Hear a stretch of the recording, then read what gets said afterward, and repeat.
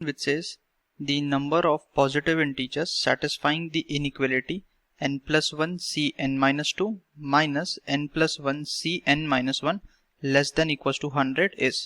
तो हमें number of positive integers निकालने. So let's start by writing given.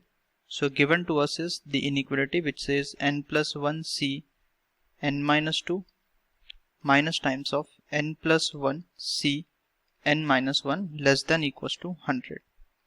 Now let's understand the solution. So in solution सबसे पहले हम NCR को किस तरह से evaluate करते हैं ये लिख लेते, that is NCR is equals to n factorial upon r factorial into n minus r factorial, right?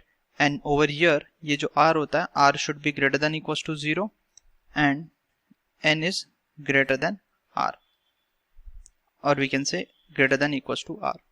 Now if we know this तो हम n plus 1 c n minus 2 इसको इवेल्युएट कर सकते हैं. अच्छा, उससे भी पहले अगर n plus 1 c n minus 2 को डिफाइन होना पड़ेगा तो उसके लिए हमें पता है that n minus 2 should be greater than equals to 0 and n plus 1 c n minus 1 को डिफाइन होने के लिए n minus 1 should be greater than equals to 0. तो यहाँ से हमें क्या मिल रहा है, n is greater than equals to 2 and n is greater than equals to 1.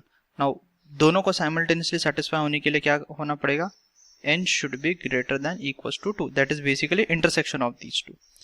तो हमें ये पता चल गया कि n can be 2 or greater than equal to 2. Now we'll solve the inequality.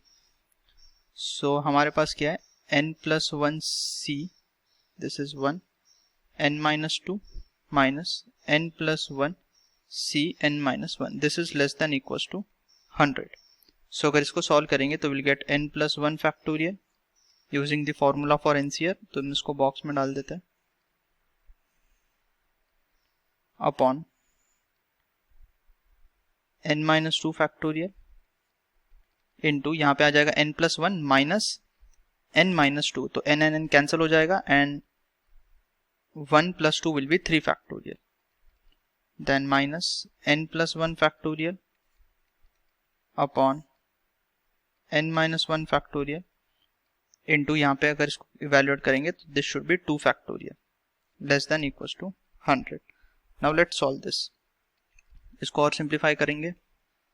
So what we will get, यहाँ पे हम देख सकते हैं कि n प्लस 1 फैक्टोरियल को हम लिख सकते हैं n plus 1 into n plus 1 minus 1, that would be n, and then n plus 1 minus 2, that would be n minus 1 factorial, and फिर से और एक बार लिखेंगे तो it would be n minus 2 factorial whole divided by n minus 2 factorial into 3 factorial is 6 minus times यहाँ पे आ जाएगा n plus 1 into n into n minus 1 factorial whole divided by n minus 1 factorial into 2 factorial is 2, this is less than equals to 100. So if you simplify this क्या मिलेगा हमें, यहाँ से हम देख सकते हैं n minus 2 factorial, n minus 2 factorial gets cancelled. यहाँ पे this is n minus 1 factorial, this also gets cancelled. So we have n, हम दोनों में से n into n plus 1 common ले सकते हैं. So if you take this n into n plus 1 common तो यहाँ बचेगा n minus 1 by 6 minus here it would be 1 by 2 less than equals to 100. So from here we get n into n plus 1 into this would be n minus 1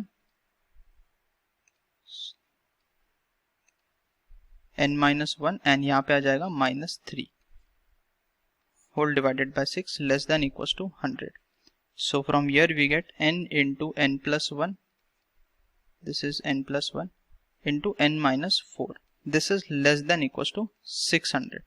Now ये inequality आ गया हमारे पास और हमें क्या पता था, n is greater than equal to 2, तो n 2 हो सकता है या 2 से ग्रेटर हो सकता है. सो लुकिंग एट दैट तो हम लिख सकते हैं we know from above condition जिसके लिए nc n माइनस 2 डिफाइन होना चाहिए था, वहां से हमने लिखा था n greater than equals to 2. Therefore the possible values of n to satisfy these two inequalities, let's say 1 and 2. So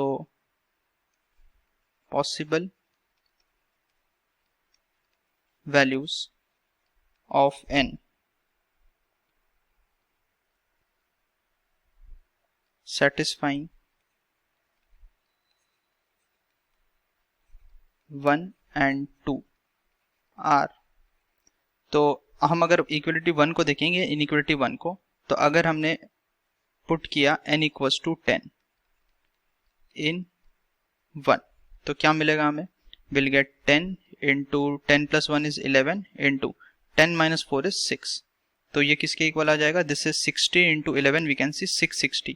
now 660 greater than less than equals to 600, not possible.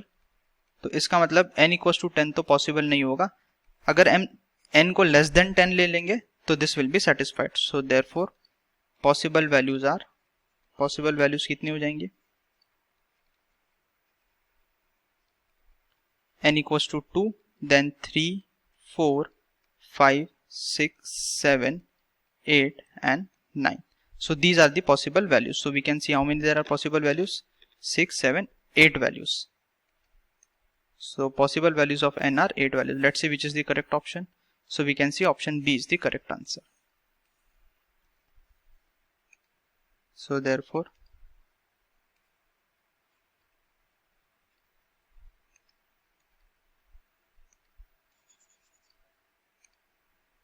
number of positive